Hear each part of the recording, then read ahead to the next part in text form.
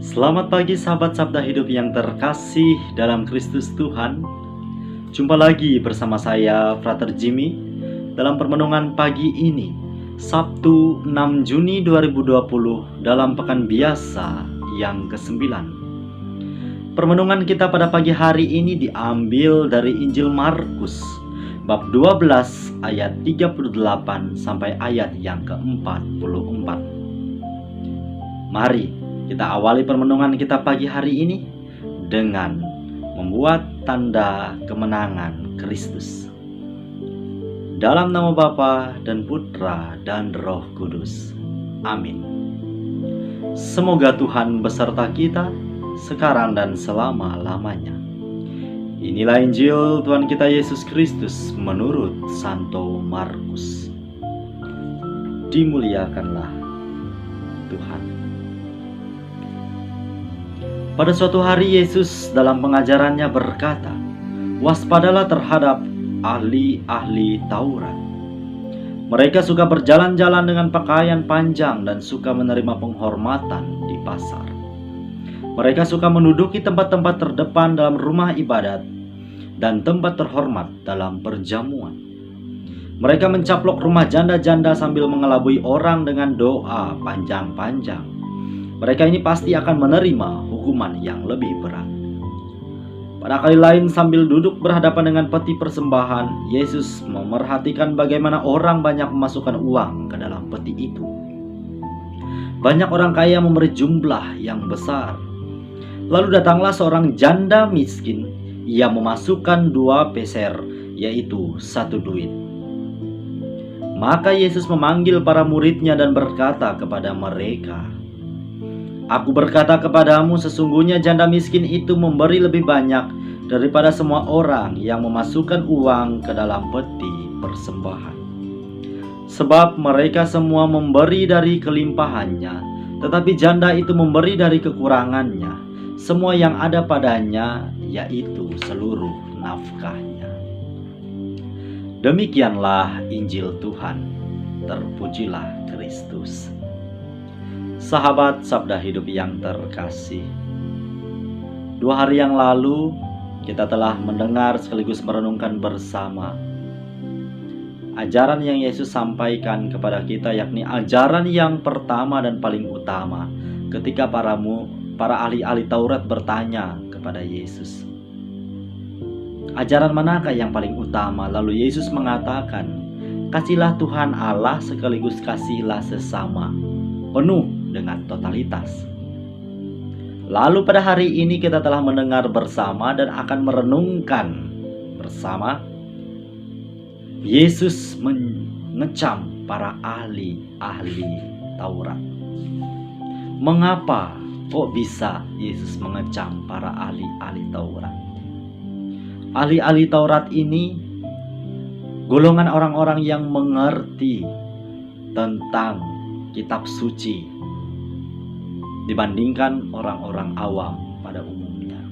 Akan tetapi kita melihat penjelasannya bagaimana orang-orang ahli Taurat ini senang mencari muka. Mereka senang mencari kehormatan.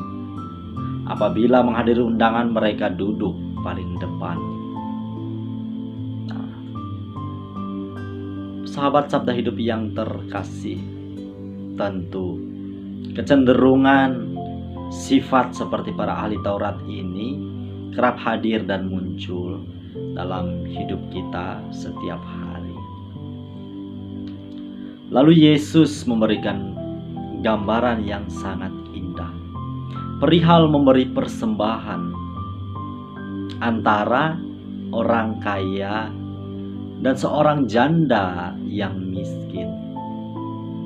Yesus mengatakan bahwa janda itu telah memberikan persembahan yang terbaik dibandingkan orang kaya tadi. Dijelaskan di sana bahwa orang kaya tersebut memberikan persembahan dari kelimpahannya. Disebutkan dari kelimpahannya. Sedangkan si janda miskin memberikan persembahan meskipun jumlahnya sangat sedikit, tetapi Ia memberikan dari kekurangannya. Memberikan persembahan dari kelimpahan tentu bukan sesuatu yang salah, tetapi memberikan berkat atau memberikan persembahan dalam posisi janda ini dari kekurangan yang ia miliki begitu luar biasa. Berbagi dari kelimpahan tentu hal yang baik, tetapi berbagi dari kekurangan yang kita miliki tentu menjadi hal yang sangat luar biasa. Saya ingin mengajak kita bersama untuk merefleksikan gambaran persembahan yang diberikan antara orang kaya dan janda miskin ini. Ibaratkan pengabdian hidup kita kepada Tuhan Allah. Apakah saya memberikan persembahan yang terbaik kepada Tuhan Allah? Meskipun hari ini saya hidup berkekurangan dalam beberapa hal tentunya. Bukan hanya materi saja, mungkin ada aspek yang lainnya. Apakah selama ini saya mempersembahkan yang terbaik dari hidup saya kepada Tuhan Allah? Tentu pilihan hidup seperti apapun akan menjadi berkat yang luar biasa kalau kita jalani dengan penuh rasa syukur dan kita mengusahakan kebaikan hadir di sana. Sebagaimana Rasul Paulus dalam bacaan yang pertama dalam suratnya yang kedua kepada Timotius, bahwa aku telah menyelesaikan pertandingan yang baik, mencapai garis akhir dan memelihara iman. Kiranya sebagai orang yang beriman, peziarah hidup kita tentu dengan sendirinya memuat tugas memelihara iman. Kalimat yang disampaikan Rasul Paulus dalam suratnya yang kedua kepada Timotius kiranya mampu menjadi bahan refleksi kita bersama. Bahwa apakah sampai detik ini saya sudah berjuang dengan segenap tenaga yang saya miliki memelihara iman yang sampai detik ini saya miliki. Apakah saya sudah berani berkorban dalam memperjuangkan iman saya? Atau sebaliknya, saya mengikuti arus saja. Kemana arus ini membawa saya pergi, ke sana saya ikut. Tentu dalam permenungan saya pribadi, hidup kita setiap hari tidak selamanya mengikuti arus. Ada saatnya kita harus berani menentang arus. Dan di sanalah akan terasa perjuangan hidup yang luar biasa.